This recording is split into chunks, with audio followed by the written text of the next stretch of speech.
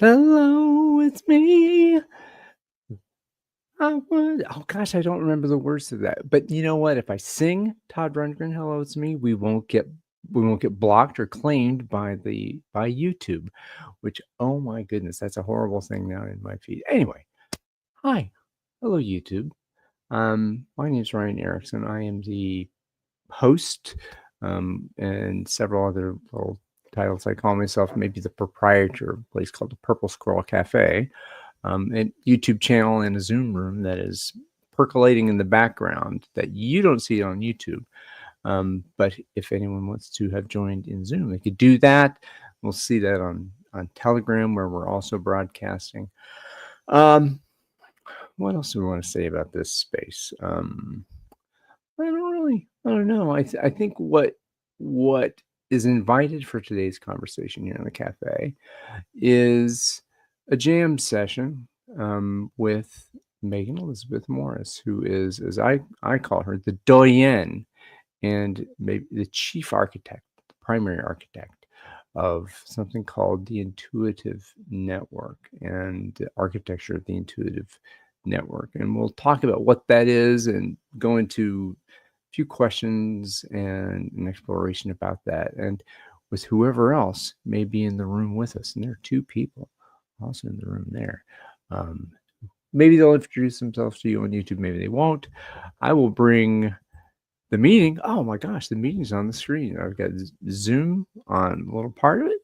I take my little participant view off. Okay, so we got a whole Zoom screen. Hello, Megan Elizabeth and Susan Hasty. Susan Hasty, yes, you. Okay, and Tina Michael. Now I know how to pronounce your last name. Yes, so the four of us will engage in this conversation. I'm going to take my big giant mug off of YouTube and show up here in the upper right corner. Oh, hi, Megan Elizabeth. ME. I call you ME now. Okay, so YouTube's here, Zoom's here, and make sure all the video is here and doing what it's going to do. Looks like it's working, doesn't it? Looks like it's working. Okay. Well, yay. So, Megan Elizabeth, you, my friend, invited a exploration into kind of this free form conversation about what is this thing called the Intuitive Network, and I would, as I thought about preparing for this conversation today, I thought, well, do I really know what happened, and not necessarily in any detail, what happened in you and in your life that said, I want to create something. I want to create something that serves the world. And you probably didn't know it was called the Intuitive Network yet, but there's something happened in the world, and they said something needs to happen for a group of people. Would you mind rewinding your life a little bit to this moment of before the Intuitive Network existed, something happened, and then something was born that eventually became the Intuitive Network? You know enough about this that you have a sense of what you're getting into if you're asking me that question, Ryan. I do. Other people don't necessarily, but I think you do. I do. So, I do. But and again, we'll make an agreement here. So I'll pop in there if I want to call some clarity to something, ask questions. I think you're totally okay with where we're gonna go. And okay. Susan and Tina, if you want to hop in with a curiosity that you have, either jump in and say something, or raise your hand, whichever you want to do in Zoom. So, all right, Megan Elizabeth, spin your superhero origin story and the building of the Batcave that is Intuitive Network architecture. There are massive numbers of people who suddenly find themselves without any way of communicating with their communities, with their families, with others in their environments. Sometimes this happens gradually in ways that people notice. It certainly happens gradually in ways that people don't notice until it's too late. And then suddenly they don't know what to do about it. There are many, many, many people living on the cusp of life or death for whom to be able to communicate with the collective body, with the community body, to be able to share information, to make decisions together, to build collaborative solutions together is the difference between surviving instead of dying. And it's also the difference between being able to recover function, build strength, regain economic participation, and being preyed upon in situations of economic exclusion that can become extremely violent. And this is the personal experience that I had, where if I did not build this architecture, I would not be alive on this planet. And we don't So want, that's where that comes from for me. and not, again, we don't want to make a light of any of that here, and certainly that part of that is, and I understand the sensitivity of it, and so yeah, there was, again, this point in time. Again, I'm rewinding you back. I'm going to rewind you back a little bit to this. You you're in the world operating as Megan Elizabeth in whatever city you were in at the time. I don't even know. You're in Pittsburgh now, right? You may have been in Boston, somewhere else. In the beginnings of I can tell you more about it, but I want to let you finish what you're trying to say. No. So there's this. Okay, so one piece is that the nodes in the network, the people who are in this place of on the margins, right? We're talking about the people on the margins, and there's margins of economic exclusion, social exclusion, and because of many different reasons end up there, right? And so those people who end up, and this is the picture that I'm getting what you painted, they're people who end up there and who have a need for communication and collaboration and can't have that need met. Okay, yes, please nod your head when I'm making sense. And it had that need for that. So at post injury, and you're in the situation, so you witnessed that, right? And did you experience? Okay, well, so that's the thing. I'm gonna get. Did you experience that and then witness it in others? So did you experience this foundational harm, and then said, I need this, and I want to build this for others, or what? How did that happen? So I was very fortunate in a number of ways. And one of the ways in which I was very fortunate is that the work that I had been doing for quite a few years before I personally encountered the worst forms of violence in my life. The work I was doing, I was building up to and then building a community organization and business called Idea Schema Intuitive. And what I was doing there was building a lot of the infrastructure that then ended up becoming the very beginnings of the Intuitive Community Media Network and our intuitive architecture more as we have now. I was doing a number of different projects without the direct life experience that I then came to have. And it's really very extreme and horrific. And I'm very grateful about how it happened, because I do not see others who have experiences like these having the leverage of public media communications and technology and like IT. And I had a lot of professional training and knowledge and experience from where I was at, so that when this happened to me, I had to leverage every possible thing in my knowledge base. And it was very obvious what we needed, but people really weren't able to do it. Mm, And I was very lucky the things I was able to do and the things I did have access to when that happened, because then as I continued to discover more and more and more people yeah. who were having to try to survive and sometimes fail to survive Mm. at those intersections, we had the technology if we could just patch it together. If we So if we just hook it together, but that was very difficult from where we were at. But at least I knew major parts of how to do that. So that's part of what started it. right, so you have a lot of technical capability, right? So you were like this technical expert. You also had access. You had this a public media, well, a facility to Kind be of. able to do that. Well, a capability. Well, Susan could I had could mess I with me on had the done it. capabilities capacities, but so I had done it.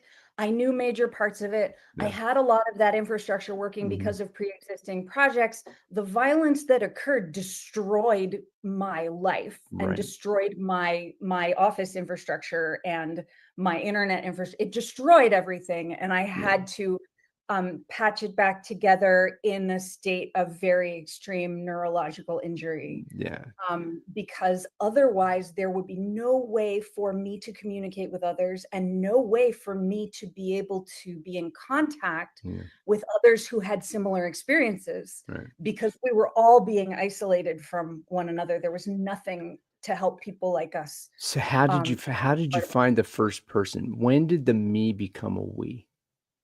oh boy. You're asking very good questions. Um, they're like, the answers are very murky. So let me sketch out a bit where I was at this time. Sure. Um, very severe toxic exposure poisoning, multiple blunt head trauma concussions. So multiple forms of concussions. There's the toxic form of concussions and there's the blunt trauma form of concussions. Mhm, Um, Not able to access safe food, being preyed upon by violent people, resource scarcity, nowhere to go for help, and the systems that say they help, doing a tremendous amount of harm, being very dangerous to access. And so my brain function at that time, a huge amount of what was going on at that time is like, I wonder if anybody listening to this, if you think to like when you've been and some people have an experience they can draw on and some don't, but like the sickest you've ever been in your life, the most injured you've ever been in your life, anyone with head trauma has a you know, something that they can kind of think about there. There are lots of experiences, but there are big swaths of this where people are just like, here's a kind of shadow of a person and something happened there, and here's a kind of shadow of a person and something happened there.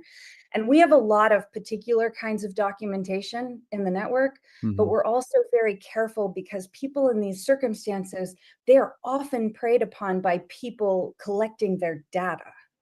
And so it's dangerous for them to give their real name. mhm, It's dangerous for them to use the same internet account more than once. It's mm, dangerous for them to be connected to a single phone number. And so many of the people that I interacted with initially, not only was I in very severe neurological injury where it's very disjointed, like the body can really remember things, yeah, but it takes a lot of support and patience to be able to get at one particular memory and another. And so I have different kinds of documentation that I can go back to, or I can have a longer conversation. Some of them necessarily private for me to go mhm, like, okay, let's go get this memory structure, but it's going to take some time. So there are a lot of colleagues mm, that began this with me in just little bits here and there, people on the street, people without food, people very severely disabled with a caretaker abusing them, mm. people who I've never heard from again, So started with me. okay, so I'm really trying to draw this in picture in my head. Like if I were to witness you, yeah, walking, this all this awful harm, abhorrent things happen to you. right? And you're trying to gain to get help, to ask the system to, I want this, I need help. I need healing, right? Um, and denial. You're this, and the economic exclusion starts happening, the social exclusion starts happening, and you're in, in despair. You're walking down the street, and this first person. I'm really trying to get to the that that first person you found. This is someone like me.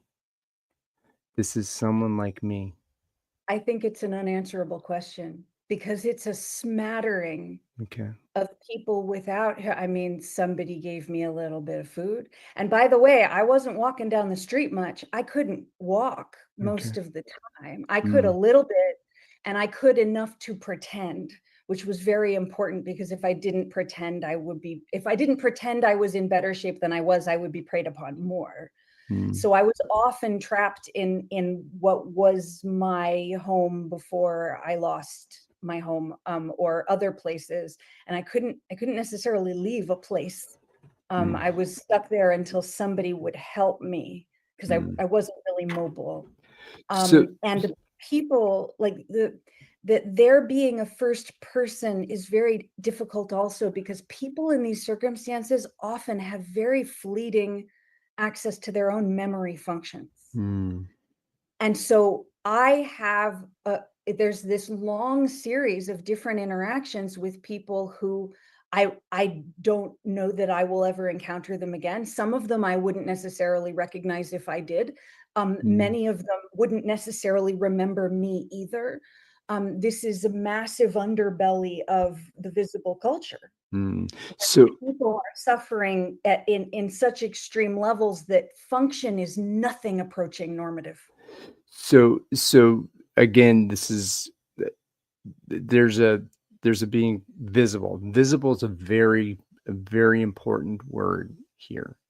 And because one of the things that I found really heart wrenching for me, that kind of made me want to go deeper in terms of the network, is that there are invisible people, the people who are invisible to the economy and invisible to other human beings. And then when people can't see you, they can't hear you. I mean, talk about isolation, right? You know, then there's the visibility, there's isolation.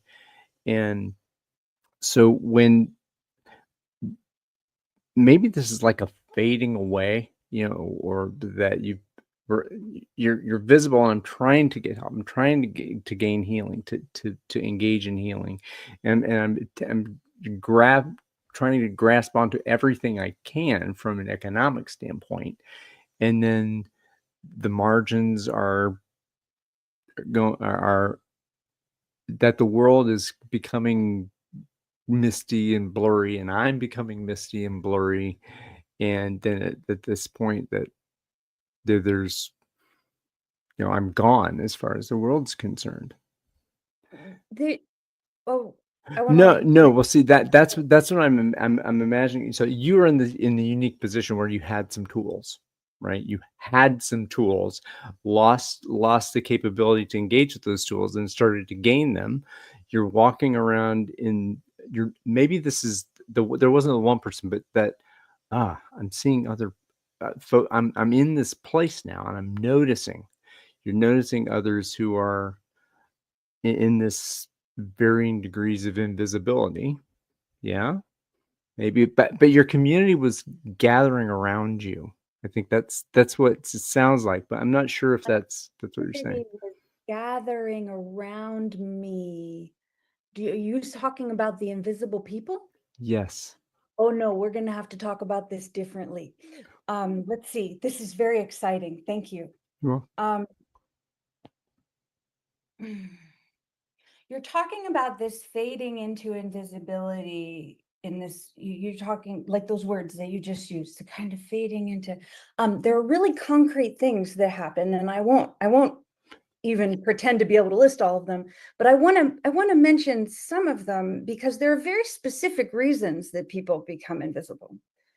In the dominant culture, there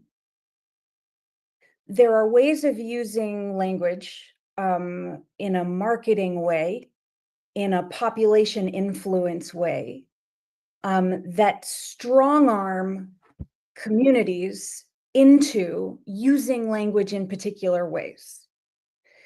And some of the things that are going on with this are that if a person is experiencing severe injury or some kind of trauma that makes it difficult for them to communicate, and the surrounding environment says, a person who looks like that, or talks like that, or behaves like that, this is what's going on, and this is how you should think of that person, then that person has greatly reduced ability to set the record straight.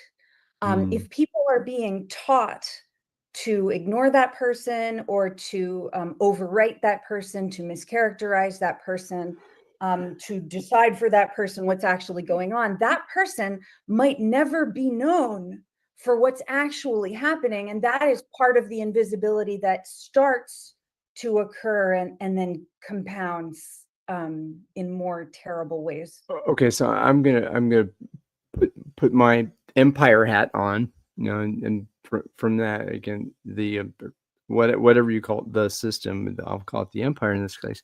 If you don't, if you present with some kind of, you're not in the DSM-4. I can't, as a mental health professional, I can't identify what you're telling me in the DSM-5 or DSM-5 in the diagnostic statistical manual that mental health professionals depend on to put labels on people so they can decide what medication to give them or what institution to send them to, or what have you, right? So there's that.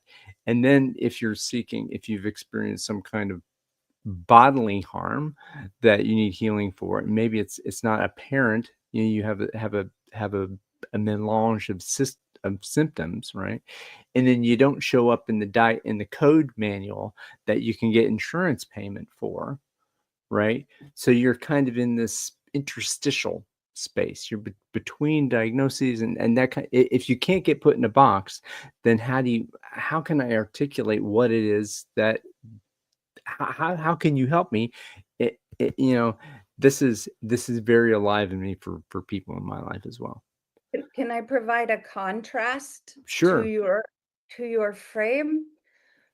Ryan, I know something happened that really hurt or upset you, and I would like to learn from you what happened, and I would like to understand your experience so that I can support you in the way you know you most need to be supported. That is completely different than saying, I have a book that tells me what to do with you. I have a book that tells me what pill you should take. I have a professional network that has instructed me on the needs of your body.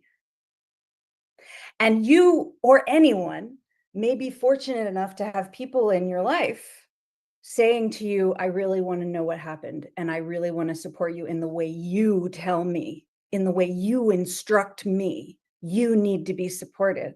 Many people do not have anyone in their life making sure that they are heard in that way. And it is neurological violence for that people to extremity, that the only people left in their lives and the only people that they are supposed to go for help for are rewriting their reality because they're not allowed to share their own experience. That is very widespread, unfortunately. Tina, something struck you. Yeah, I had a question, Megan Elizabeth. Is that putting in a box, like almost you don't exist unless you have this disorder, or if you don't fit our treatment, that part of the invisibility? In other words, you're not heard or seen, or It certainly is to a great extent for a lot of people, and people who do seem to fit the labels, very frequently people accept the label because it's the only form of support or kindness that they can access. And so they don't really want the label. They don't really think they have that thing that's being described to them, but no one will treat them with human decency unless they do.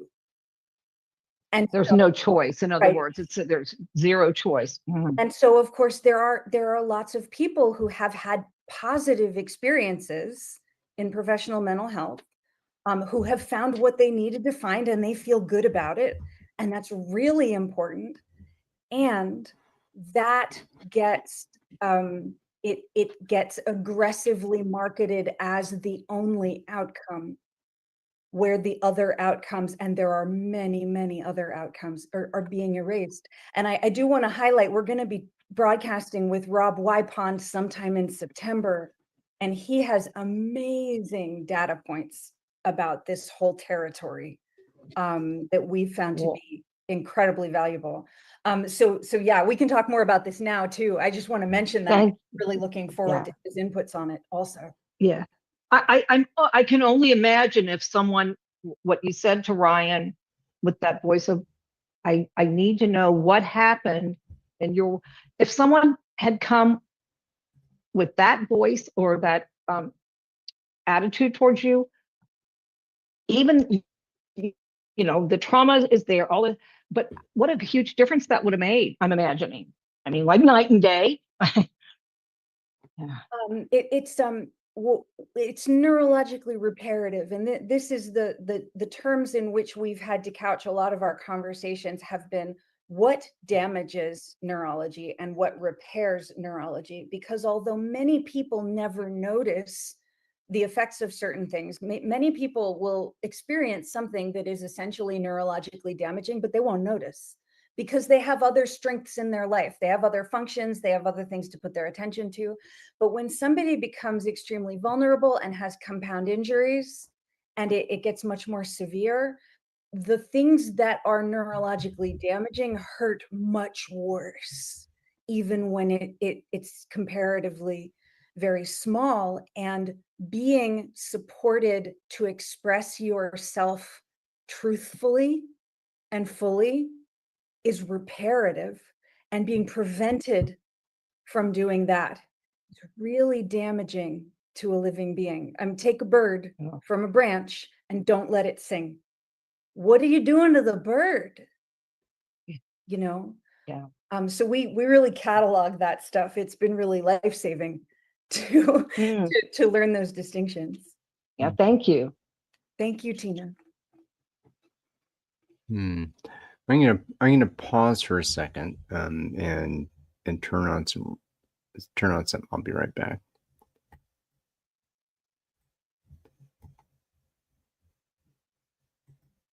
Hello, YouTube. I'm doing something in the background to make sure it works. So we're nursing the intuitive economic. That's our big screen here. And I'm really happy that you're watching and hearing all the I would say beautiful, but informative, educational pain. I don't know. I'll come back here and talk to Megan Elizabeth about that. She may dispute that, but all right. So we're back online. I'm going to bring the peanut gallery here to the stage. Thanks for hanging in there, Zoom room. Okay, we're back on YouTube.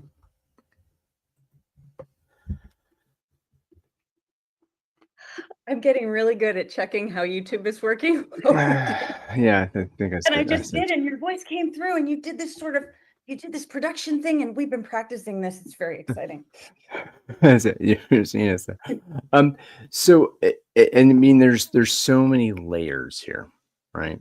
And I think that's one of the things that me personally it's felt rewarding to me in relationship with you to know to realize that I there are still mysteries to me about who is here, who belongs, what path has taken them here to be a node in the network. I'm going to call it a network. As an IT guy, I'm going to call them nodes in the network, right? And again, so okay, so what does it mean to have this intersectional harms, severe injuries, and what kind of injuries? There could be any number of them. There could be any number of them. And what are the impacts of those? Okay, so that they end up that being denied the space being closed to articulating those, right? So, okay, I'm a professional, I'm an expert, I know what I know, and I know the right stuff because I defined it. My practice defined what sickness is and health is, and so you don't get to tell me what it is. I don't. Maybe I'll ask you, but if what you tell me doesn't match, then sorry, go to some other expert. And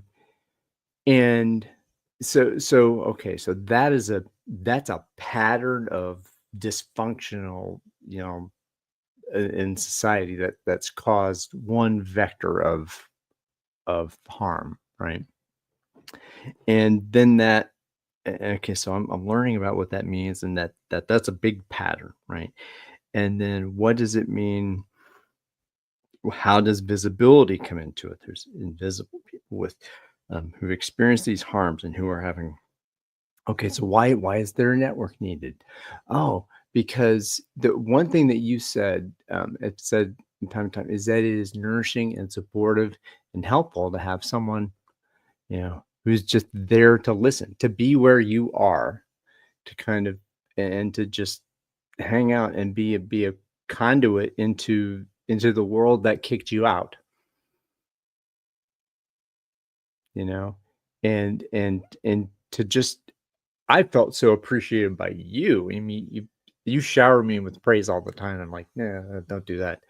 Um, but it's something as simple as just listening and not telling you you're wrong. No, I don't understand that. What are you talking about? You're lying. You're lying to me. You're just crazy. And I don't want to understand you. I don't need to understand you because you're not worth understanding. So goodbye.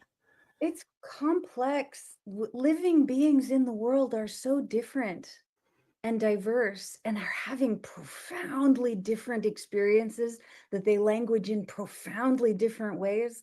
And you put your empire hat on a little bit ago. There's been a lot of influence across the mainstreamish world to make people think that we're sort of homogenized. Things work this way, and these are the normal structures, and this is how it's supposed to be. The world isn't like that.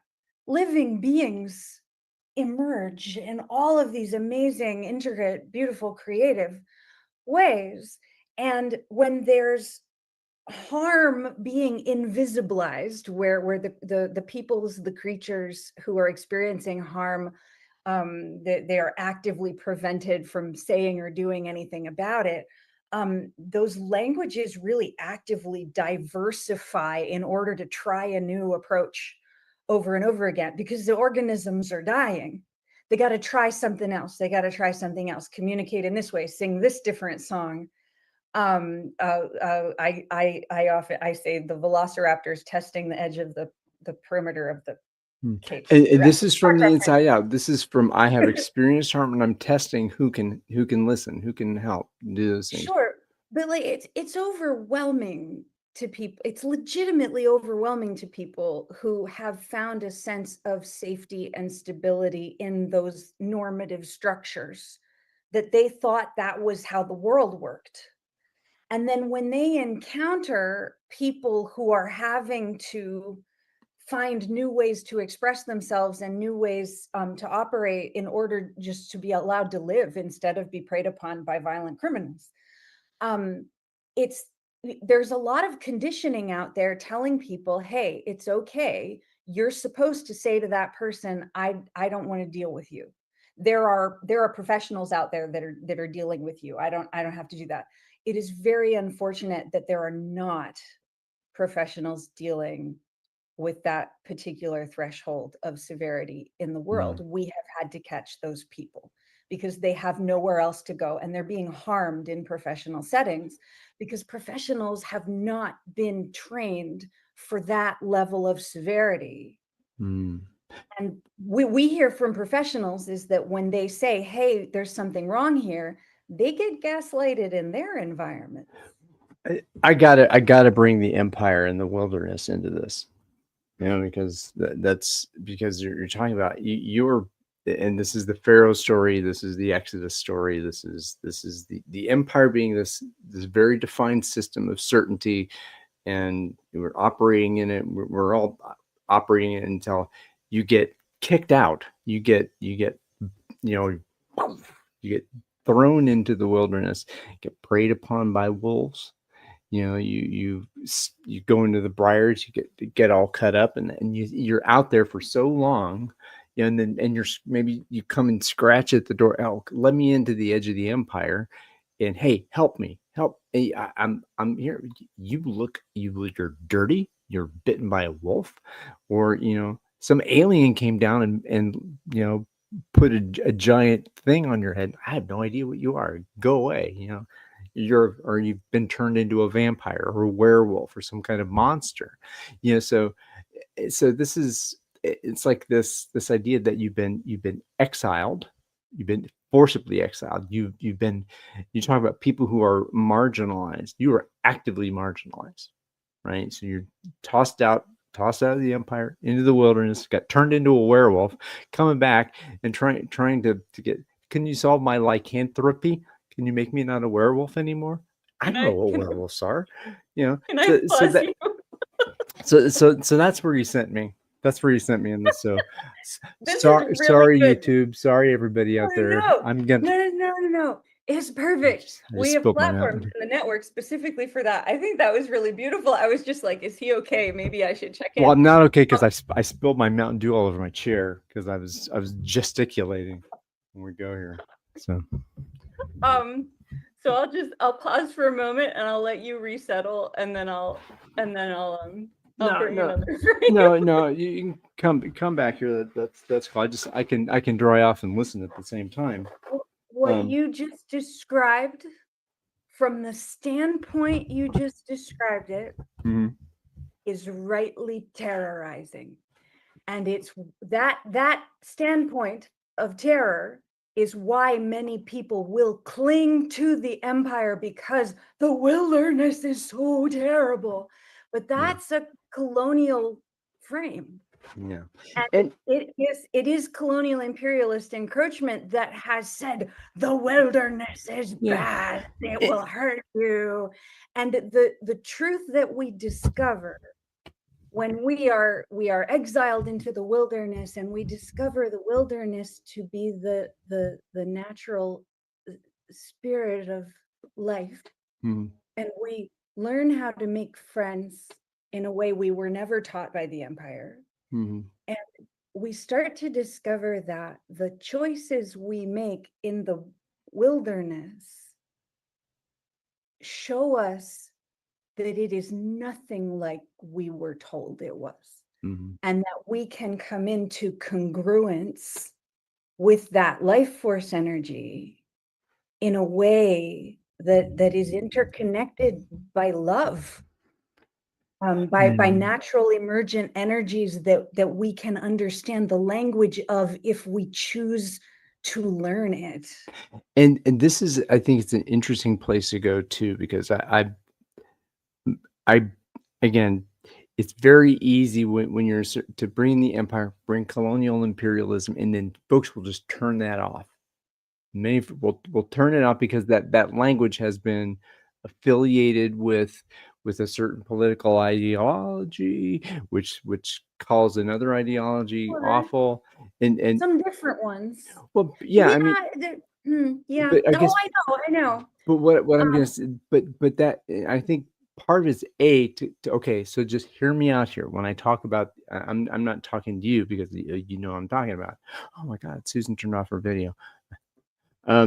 But that's okay. And Tina, you can turn off your video. It's cool, no problem. You can check out if you want to. Open space, if the law of two clicks. So, the idea is that Well, the empire, the pyramids, they were built for a reason, right? And they gave a sense of safety, and there's all this stuff, and that there are people who were born into that who don't know there is a wilderness, who have no idea that the wilderness exists, and to blame them for that is okay. It I don't know, so fair, but the point I'm trying to get to is that, okay, just because calling it what it is, you know, colonialism, that creating the colonies, that people died, the empire. There's many harms through history that have been caused by this imperial behavior, this mindset that built these systems and structures of defined medical conditions, defined economic conditions, all this stuff. It happened, and you and I, before we were kicked out into the wilderness in certain times in our life in different ways, um, that this is the way life is. It's you go to you climb up every floor of the pyramid, and until eventually you get a few rungs away from Pharaoh. You got a better prison cell in here, and then you go out. And so, yes, these patterns we're talking about that have caused the harm, that have actively marginalized people, that have thrown people into where they get bitten by werewolves and come back and are unrecognizable, and experience that terror that caused the terror in some. Maybe that's too that caused terror, and then they experience terror, right?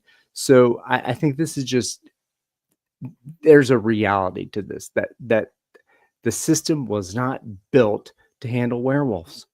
It was not built to handle mystery. It's not built to handle the analog. It was built to get away from that.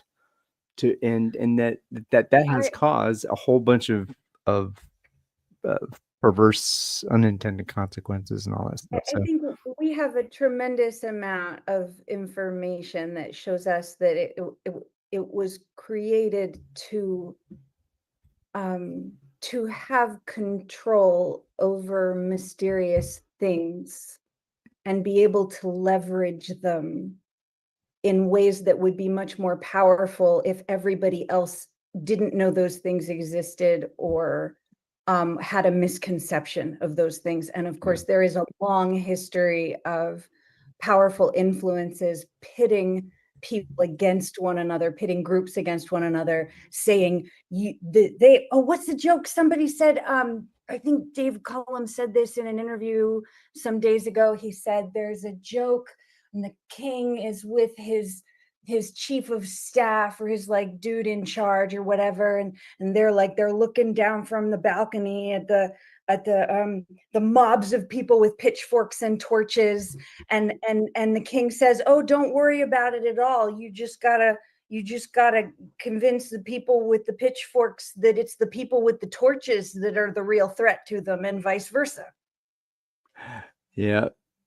And there's so, I mean, when you start noticing that pattern, you see it everywhere. And if you start working with it, you start to realize, wow, a huge number of the people who think they're in conflict with one another are actually in conflict with a third something that's world. not obvious. Yeah. Some influence that's operating more behind the scenes, because it's safer for them to do what they're doing from there. Lots of powerful people have operated in that way. That's not new to anybody. And I really welcome languaging that lets us use other frames.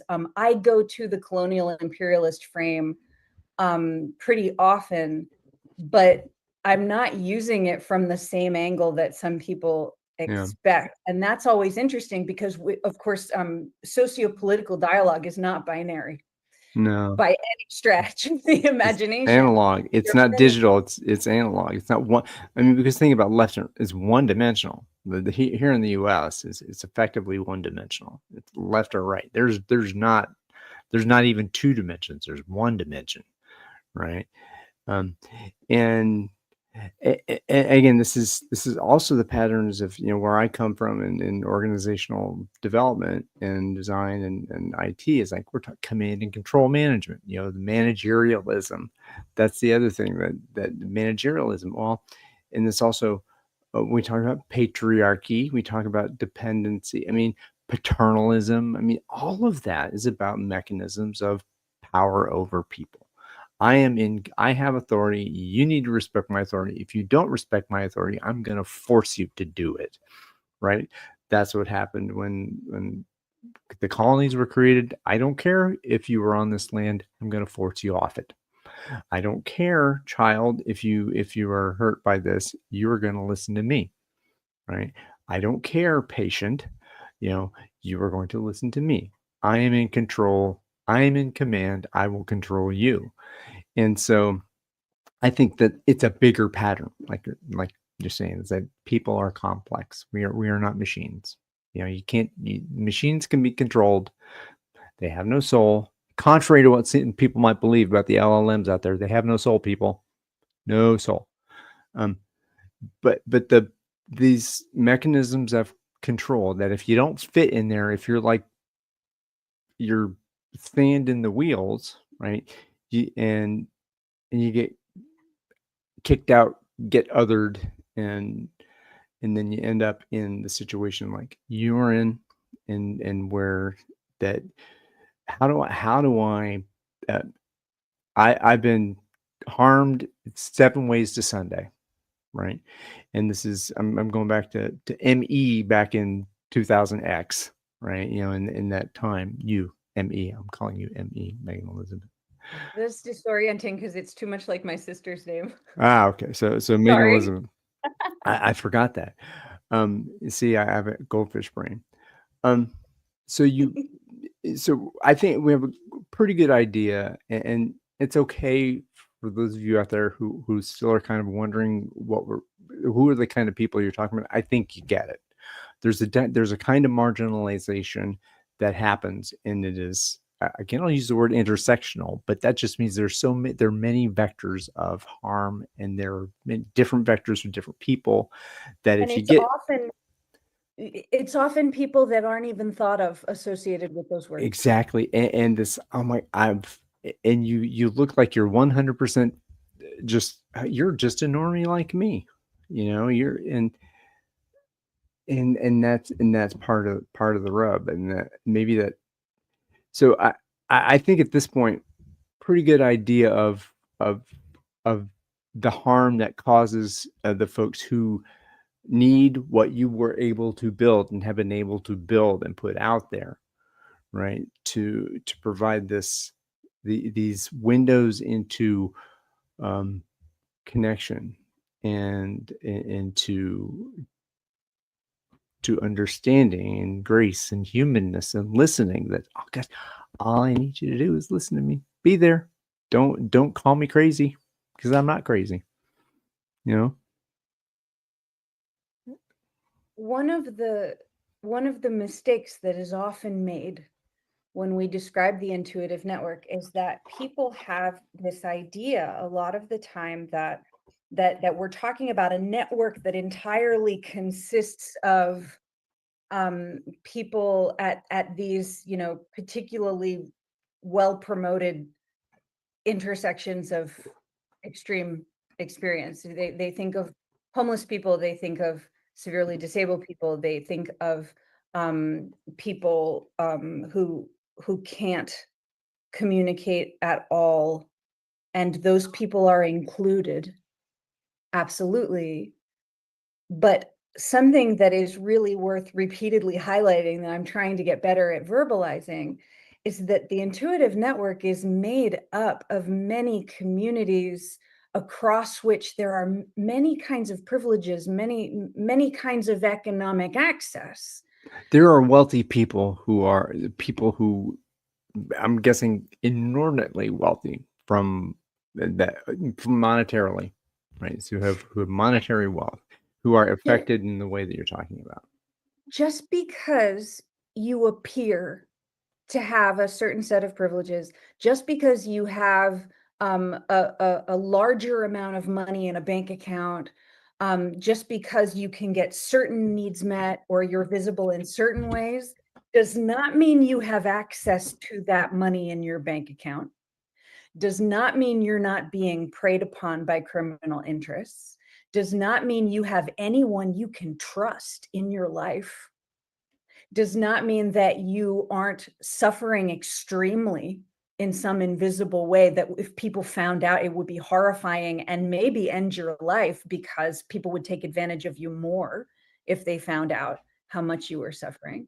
It doesn't mean that you have enough cognitive function or memory function to be able to take steps in your life to protect your own physical well-being. And so we as a community network have decided that the most powerful leverage we have is knowing one another across these different realms, and that every community body that chooses wholeness, that says, I want to know all the people in the community. I don't want criminals to be taking advantage of some of the people in the community and I just go la la la, I don't notice.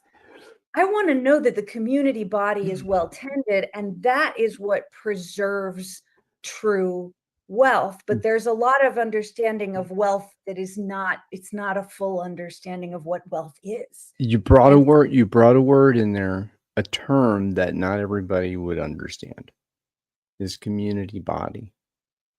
When you talk about a community body, so I can abstractify that. You know, we're talking about our bodies. We're talking about our shared bodies.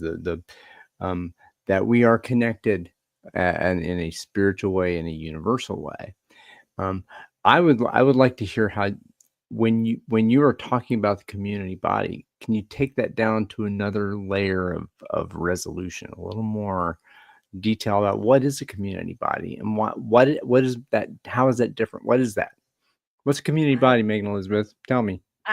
I can try. Yeah. All And the as I people, command you and attempt to control the words you use. you're inviting. I experienced this as an invitation. Okay, here's me, and there's people, wider. We can think of permaculture zones, people wider, people more wider than that, Yeah. people, human and non-human community body, the creatures, the plants, the environment, the earth, the things that like the community body is like the living beings and the structures that support thriving for those living beings. And if some of that is being destructive, then it's still part of the community body. But if we don't stop the destructiveness, and we won't have a community body anymore. So when you're talking about that, you're talking not only about the human beings, you're talking about the environment of the physical built environment around them. Also, maybe the systemic environment around the systems, the tools, the institutions that are part of that community body, like that. This is the holistic kind of way of looking at it, that I'm interacting with you as a dyad, and Tina, who's on the bottom of our screen, my screen, the YouTube screen, as another part of our system here. So we're a community body with our laptops and our tools and that this whole system of us is Ecosystem. the ecosystem, and this is yeah, okay. So I took you left there with the community body. I'm not sure I want to go back with that. So all right. This may be a good place to pause for either Tina or Susan to express a curiosity or a question. You're invited. You can say no. Tina, are you good? Susan, are you good? Okay.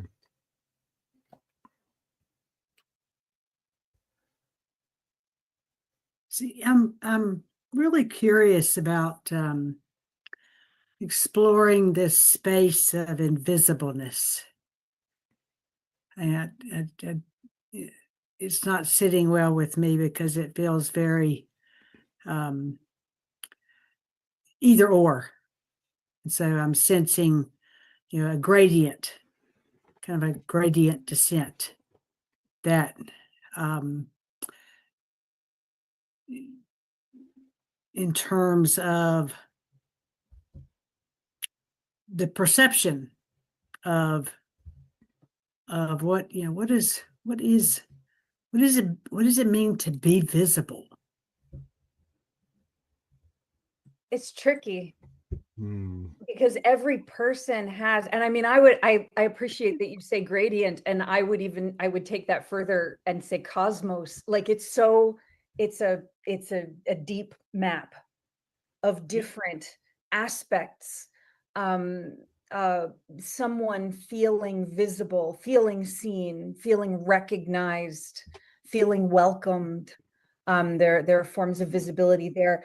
Every person, every being is having some experience of invisibility. All of us have something, and that's important to the intuitive network because we connect those experiences across whatever barriers there otherwise are, where people who don't even relate to this stuff at all are having challenges in their lives that are directly related to the challenges that others are having that are killing them and their families, and they don't know that these things are related because there tend not to be communications there. So when we connect with one another and learn from one another differently, we notice what we have in common that we have had to keep invisible or that we have been forced to keep invisible, and ways that being visible can be very nourishing, can be life-saving.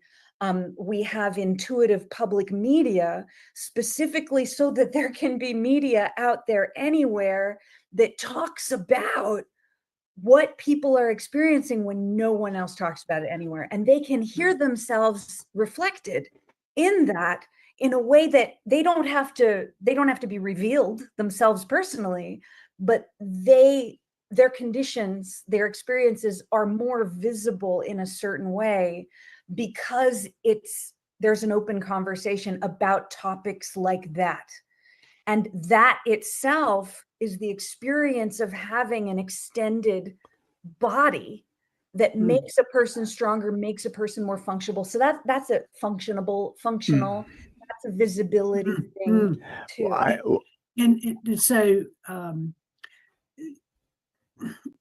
when you say experience, that's a rich word, and so it kind of brings me to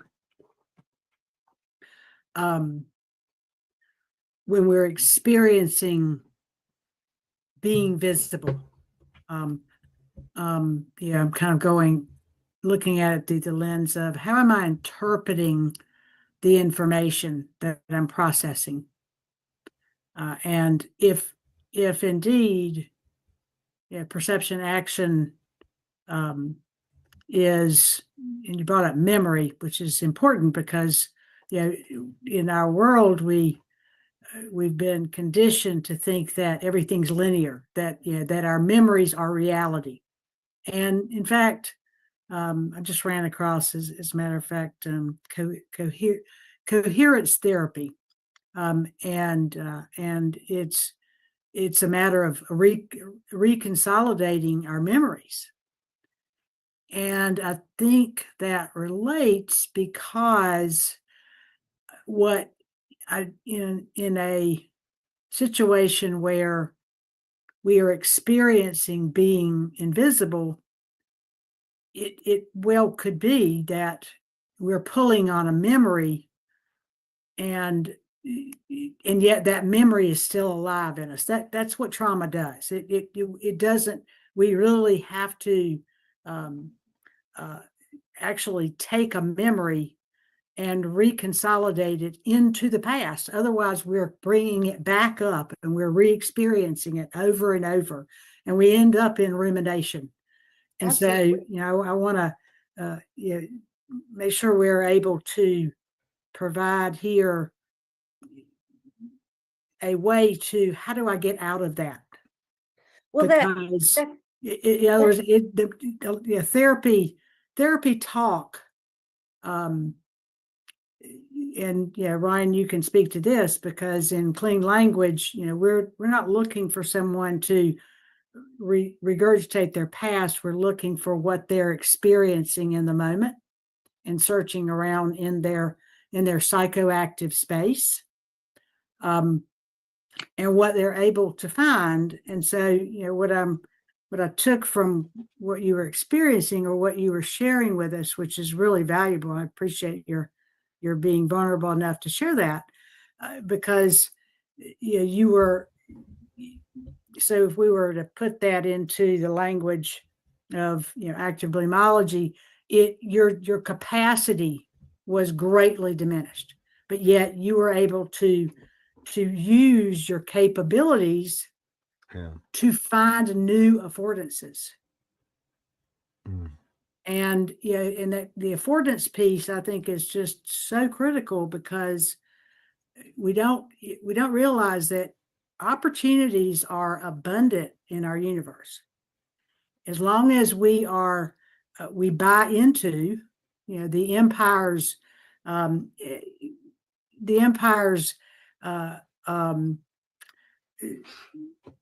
predilection toward itemization.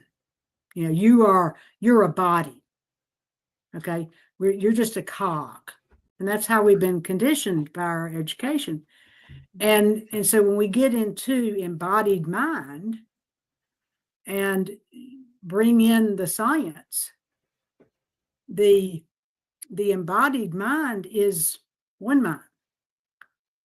And so how do we tap into that to not just go out and, when I'm limited by this idea that I'm alone, I'm isolated, I'm invisible, then my capacity shrinks, because my perceptual window shrinks, not because there's not opportunities. I would like to make a distinction about where a person can be stuck in the traumatic experience, because of how it lives in the body, and that maybe they just haven't seen how they can work with that yet. Many people don't know how to work with that. I want to make a distinction between that and where, in the midst of communities, because of the lack of communication across different realms of the community body, there are dishonorable predators moving in community spaces, causing continuous violent harm to individuals who are trying to communicate about it. And I don't want to talk in a way that is amiss of what you're saying, Susan, because what you're saying is really, really important. And it's not dispensable in this conversation. And I don't want to dismiss that. I'm right. It's often a distinction that people, it's like often people can think of one of these things, but they often have trouble holding both of them. That we need to access and recognize and increase our powers of working with those energies in the body, the experiences that we've had, the trauma. And we need to be aware of where criminal violence is occurring in communities, where people, just because they're cut off from communications, or they're not understood when they speak, or they're assumed to have professional support that they actually do not have, or they're being preyed upon by professional environments, they are being violently held in a position where there's no way for them to access the rest of that, because the community hasn't recognized what they're saying yet. And once the community recognizes what those people are saying, we have the opportunity to bridge to so many different kinds of skills that people really need to have. I mean, everybody really needs these skills, because we're living in a pretty trauma-rich world right now. Yeah, absolutely. That's kind of where I was going with it, is that when we assume our perception is reality, we cut off our affordances. And I think this is also particularly applicable where people who are not being violently preyed upon at that time come into I don't- contact with people who are, and feel like there cannot possibly be any way of connecting communications here, and they have to push away. They don't know how to process it. There are that's a threat response that Yeah. is often based on someone's previous experiences of various kinds of trauma, things that can be worked with to increase capacity Yeah. for Yeah. everybody. And Yeah, it's complicated. well, and so coming back to the invisibleness, or the, what does it mean to be visible, to have a voice? And you've referenced it several times here, is that the helping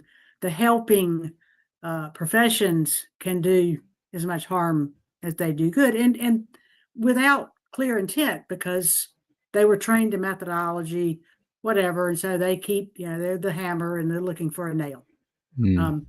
And I say that lovingly, okay, because I think that we need,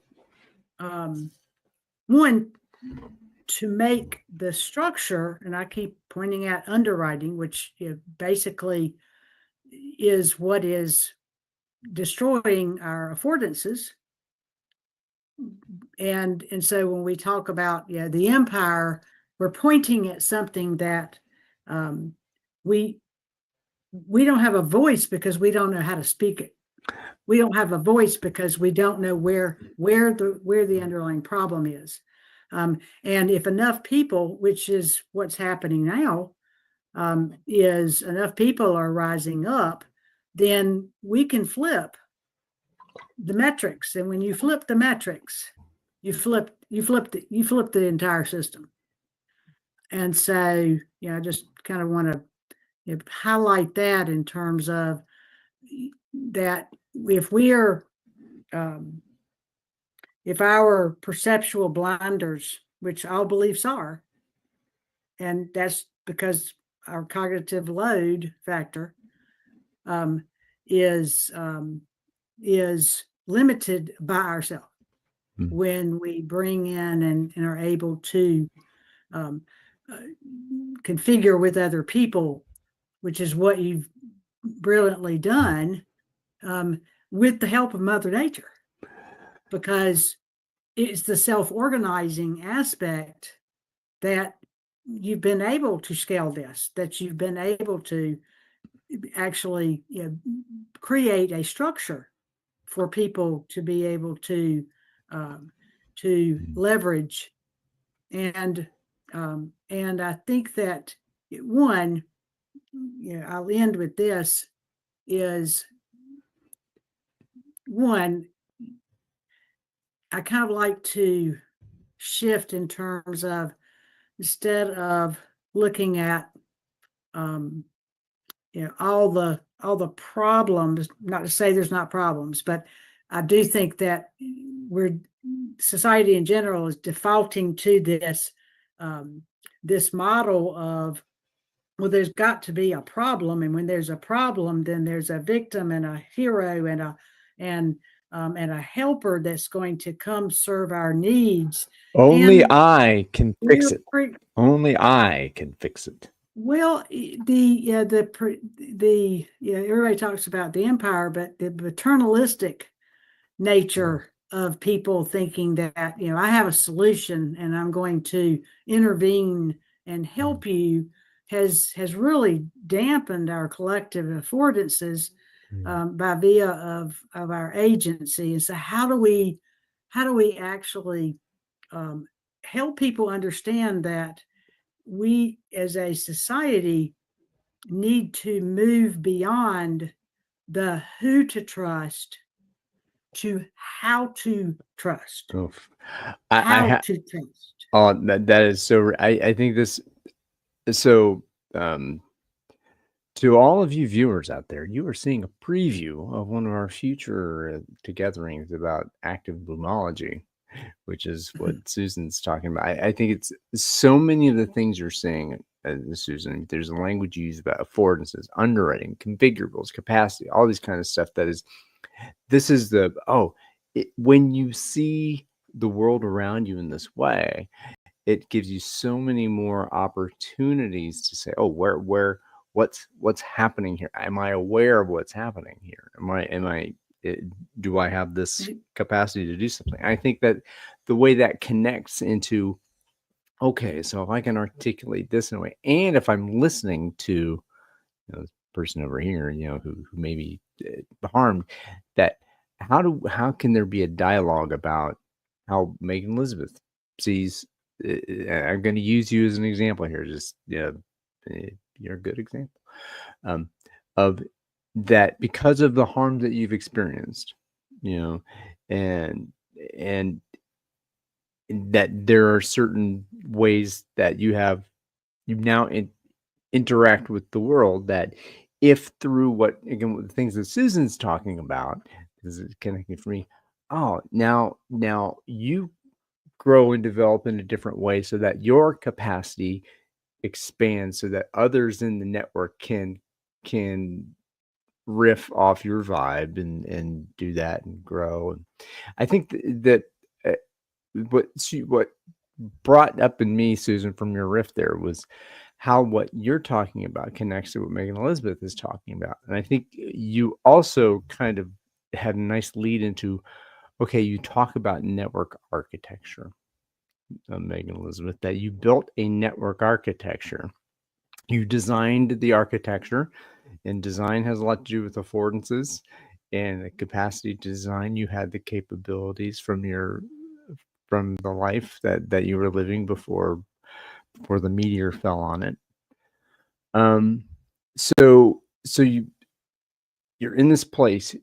You're now in a community body that you've witnessed this, that maybe there's a then you start to build this network. And okay, when did it become intuitive? When did the word intuitive start to be an attribute of this network that you're building? So there's, okay, I can be seen now. I am seen. I am now like I feel seen. I think when I hear invisibility, that's what I think. Okay, all right. So okay, intuitive. What's the intuitive part all about, Megan Elizabeth? Please help me learn. There are a lot of pieces to that. So I will have to give some small selective examples, and I definitely want to refer everyone to Intuitive Public Radio Stream 1, because right now on rotation pretty frequently we're running this half hour or so segment that you and I, Ryan, recorded. The first recording we made in like April 2024. That might be what it was. And what we talk about in that segment perfectly describes some of the array of why the word intuitive is so important. So I'll just try to touch on a few things. One is that if we have a title of a project, of any project in the network, of any group in the network, we have to choose the title based on how it feels to us in terms of what we want to happen.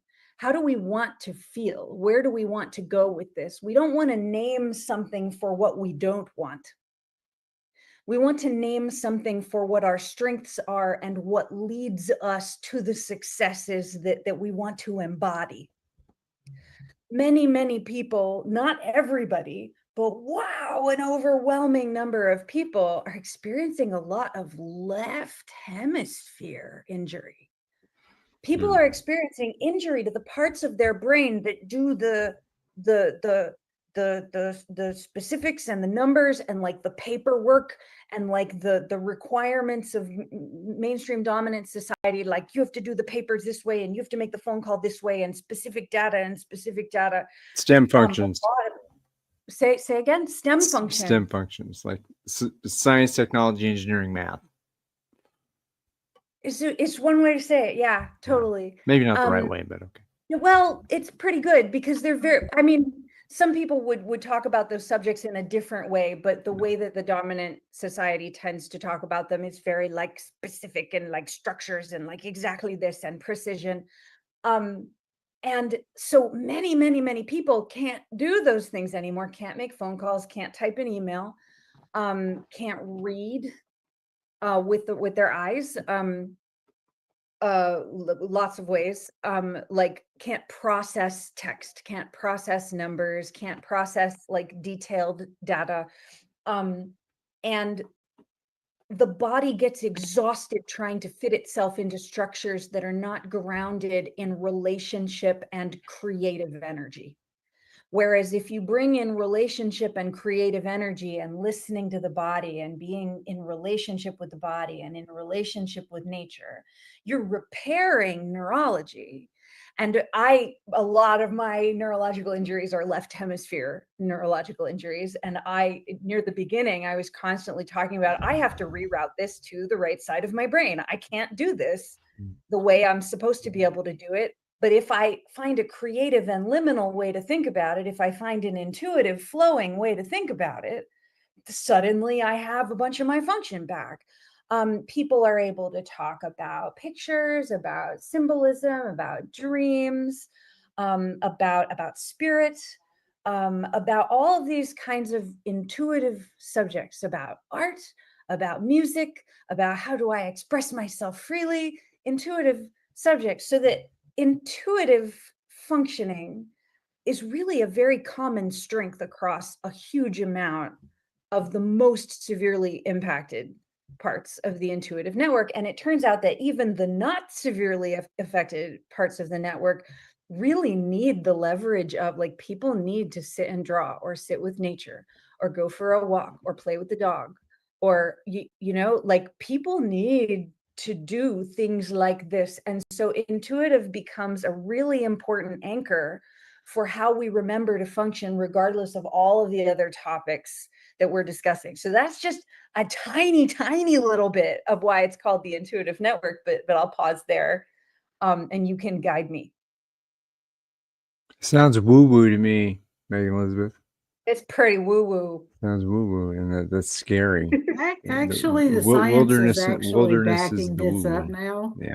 The So science is I'm sorry, but massively yeah, but backing it all up. the woo-woo stuff, that's a good way for Well, I the haven't dominant society to attempt to shut us down. And I so haven't even talked to you about the experiences of the collective psychic body yet. Hmm. well, I mean, this is the work of Michael Levin. I mean, and many more are now. They're proving that we have access to a whole lot more knowledge through our intuitive network, if you might say, because that is the higher dimensions of reality. So Michael Levin, and we're talking about current findings in the realm of neuroscience, right? He's Actually neuroscientist. biology. He's a biologist. Okay. Yeah. And I so call that because whenever I hear the words "the science," I know that turns me off. Because I wanted, was it what kind of science? That there are findings in neuroscience or biological sciences in this guy. I mean, that it's legitimate. It's not just, trust the science, right? Well, you have to trust the certainly science. Again, you're bringing the circle right back around to how to trust, because if I don't trust that, then you might as well just go crawl in a cave, because you're never going to trust anything. We have to learn to discern what to trust, and to the degree of trust, just like degrees of freedom. I can trust somebody to take out my trash, but that doesn't mean I'm going to let them in control of my pocketbook. So this comes back to, how are you configuring your trust? If it's almost like people are becoming afraid of information, and that's dangerous. Well, okay, so you're teasing me with another riff here. I want to bring it back to Megan Elizabeth here. because the word legitimacy is like a whole other thing that I'm going to kind of bring into this, but I'm not. Because but the thing about trust, I think, is super important, and how to trust, and how does a person who has been marginalized, who's been harmed, and has experienced this kind of violence, and at what point there's a point where I don't trust you, provider. I don't trust you, provider. I don't trust you, social. That's called paranoia. Well, but sometimes paranoia is there paranoia, but there's fear, there's danger, right? There's Well, real danger. So the real danger is something to be afraid of, like so physical there's harm, a threat. If I am the threat of harm, I am in danger. And okay. and if I have experienced harm, that if that pattern shows up to me, then I have a valid fear. I have a legitimate fear of that something's going to happen to me. And when that happens, so please shred this. I want to be shredded. I love that's so masochistic of me. But when you have experienced those patterns of harm, this legitimate stuff, I am fear. How do you build trust?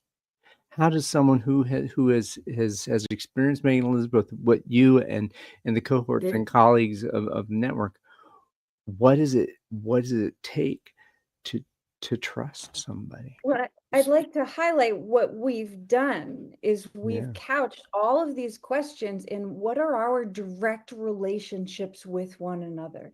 You can look at particular science that maybe I can't. We have countless colleagues who cannot look at the research themselves. It's not even possible for them to do it. What they can do is they can choose the relationships that feel right to them, and we can practice how we are in relationship with one another. And if, for instance, you are sharing information you have with me, and if you're really listening to my experience and you're sharing what's worked for your experience, then I'm having a direct interaction with, unfortunately, many of us are not in the same room with one another, but still, your body is there, and I can see some cues, or maybe I can hear in a voice message on Telegram or some other way.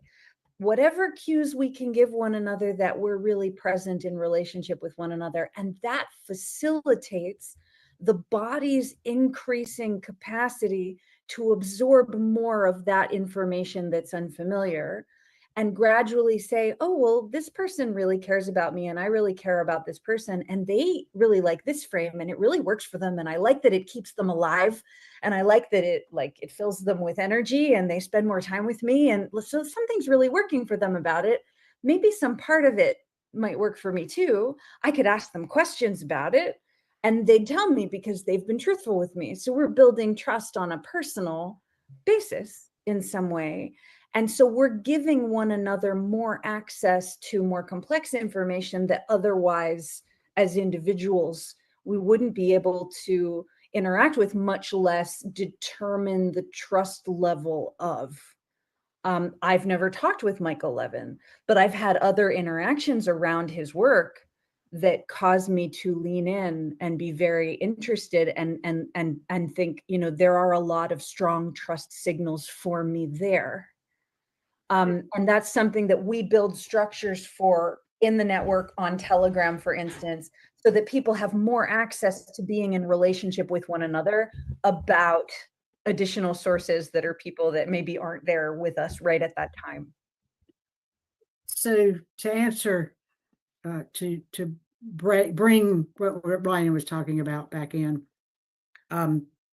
is one, it's important to distinguish between uncertainty and risk, because if we conceptualize those two as the same, then our ability to discern what I'm trying to reconcile, trade off in my mind, is going to, the risk is going to explode, because we're entering into a situation where there is uncertainty. And so, in the work I'm doing, perceptual acuity is being able to not only be able to listen to what the body is telling me, but it's also important to understand how am I conceptualizing these terms? And that's where I tend to stay, not because I'm totally obsessed with it, but that's where conversations will fall down to the default to relationships. And so if I'm not clear on how I am conceptualizing freedom, responsibility, power, because I'm bringing those into the conversation whether I want to or not. And so this comes back to, am I just going to have trust, or am I going to create boundaries and communicate the consequences of what's going to happen if those boundaries are disregarded? And it doesn't have to be that there is mean intent, but there does need to be an information flow that gets at the conceptual level and reaches the point where I can't afford for you to continue this behavior, because this is how it impacts me. I want to stop you right there, Susan, because you're like 10 levels deep. I love it. And Megan Elizabeth, I want to know, because I'm watching you also in this as you're taking in what Susan says, and I'm really curious as to how that's processing for you right now in terms of this idea of the boundaries and the risk and the uncertainty and trust. How is what Susan's talking about, how does that play into the world of the intuitive, invisible, the nodes in the network? What are you making sense of with that? We have to do a lot of tending to what people have been conditioned to never ever say. That's right. There are depths of what people in all walks of life have been conditioned to never ever say. And one of the things that we have to get ahead of in every possible way is any person that we're talking to, any group interaction, there's a huge amount of experience in that group or for that person that they would prefer to communicate plainly, but maybe never can, even if they're offered support for it. And some people, when they're offered support, some of them can somewhat. And many people, it takes a very long time for them to share more if they really want to. And some people don't want to and are in a position where they feel good about not sharing those things, and yet can still suddenly experience a crisis where they have to convey that context to someone they've established enough trust with to take the risk versus uncertainty. People having experienced sharing something that really resulted in a terrible blowback or a terrible experience. So risk versus, well, I don't know what's going to happen, but I've never, not necessarily anything terrible would happen. But of course, a lot of people have had really awful experiences of trusting others. And there are a lot of forces. But is that because the other person is untrustworthy, or is it because how the trust was formed? That's something that people have to make distinctions about. And it's also something that we're having to talk about robustly ongoing, because there are a lot of forces in the world that lucratively benefit from people blaming one another or being in conflict one another and then being scared of one another when there was no intention to harm, but there were different languages being used, different sociolinguistic variations being used. And people don't realize the level of code switching going on across environments. There's a huge amount of And switching. that comes back to your context switching, and yeah, and that's where in our current communication, specifically in negotiations, but yeah, it always is a coping strategy to remain invisible because of the energy cost it costs to communicate. And so and this is Absolutely. where, you know, being strategic in, you know, how we are investing time and energy and etc.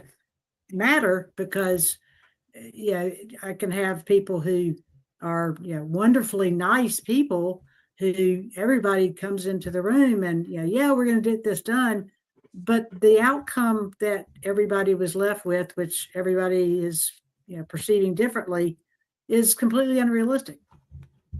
So, you know, I'll leave it with this, but we have to learn to begin conversations with negotiating how you're going to negotiate. If we're jumping into a negotiation, and in fact, I'll give you an example. Yeah, a gentleman was like, you know, well, something about, it was about a boat, and it was like, you know, he wanted me. He was using metaphor, but I was like, you know, I'm not going to get in your boat until I understand what my affordances are going to be. And so, you know, Hey, everybody. Understanding that one, I'm going to cut off I do YouTube want to here in a clear moment. this up in terms of affordances. Just because, just to prove to you that we're going to go on with this affordances conversation in the background on Zoom. opportunities And that if emerge you in within the our future field want to of engage in a perceptions. conversation like They this, cannot be join us on designed for Zoom. other people. Pro, And this is my biggest concern in Purple terms Squirrel of Cafe. technology, because Also, there are other places to watch the live stream. we have on Telegram, coders who are making assumptions /Purple Squirrel about Cafe. our affordances, There's also places thinking that Elizabeth they is can talking design about. our degrees of freedom. What else? So yes, And we got so, you know, here when we for get you to into watch. If you wanted to technical comment, you underwriting, could have. which is the sweeping Zoom, the of course, you world can right hop in and now, be on and we call screen it if you want to do governance. that. It's And you can like go into Telegram, type so away, I watch was the stream kind of there. toying with We're going to be doing the Wizard exclusive of stuff Oz in and Telegram, the which flying I think will be monkeys. really interesting. They're And like who knows? flying monkeys. And then that are going around. if you join and the Zoom, we'll also designing do the Zoom these kind of access points in that kind of the biggest are frame. going to fail. So the They're Zoom going to folks are in fail, the inner and they're circle. going to leave people Then the more Telegram folks, traumatized. boop, boop, little, and then those of you on YouTube Because, and other platforms. if but I you're all don't welcome. know how to So communicate where that problem with is, all of that, I can't join bless you up all. Thank you with for the other precious people gift of your time and attention, to whenever and however you identify view and this. say this Good needs to now change. to you. That's what's And happening we'll in see you healthcare. next time at the cafe. So, Okay. and there's some music. And so